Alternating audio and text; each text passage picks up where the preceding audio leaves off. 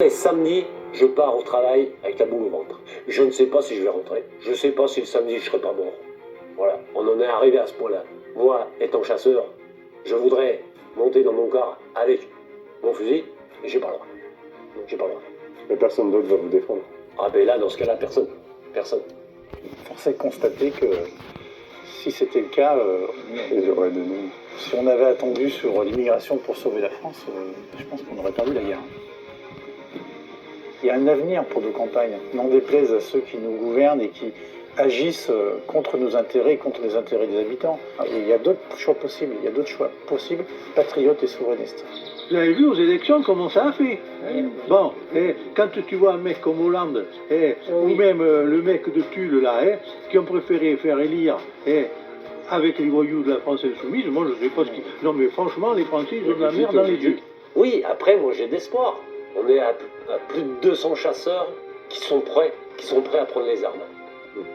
Là, on est Alors, au bord de la guerre civile, en fait. Quasiment. Quasiment. Si ça continue comme ça, les chasseurs commencent à se relever. Mais moi, je suis content de voir un policier. Je suis content de voir un gendarme. Je suis content de voir un pompier. Il faut les respecter, ces gens-là. Les pauvres Français que nous sommes, il ne faudra pas dire « Ah, ben ça y est, ils se sont réveillés. » Parce que là, on n'en est pas loin. Là, on n'en est pas loin. On entendait justement les cloches de l'église, on va remonter vers le centre du village. Mais c'est vrai qu'il y a une... Moi, ça me fait toujours... ça me fait des frissons parce que je me dis toujours jusqu'à quand. Ouais, jusqu'à ce que l'islamisation renverse aussi ce pays chrétien d'une certaine façon. Moi qui suis attaché, je vais à l'église tous les mois, régulièrement. Et quand je vais à la collégiale de Brie, je me dis, mais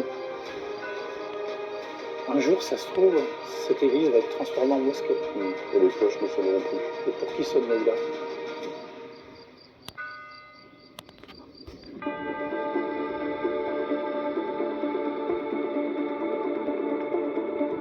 Le seul ennui, c'est que dans la France d'après, il y a un véritable trop-plein migratoire.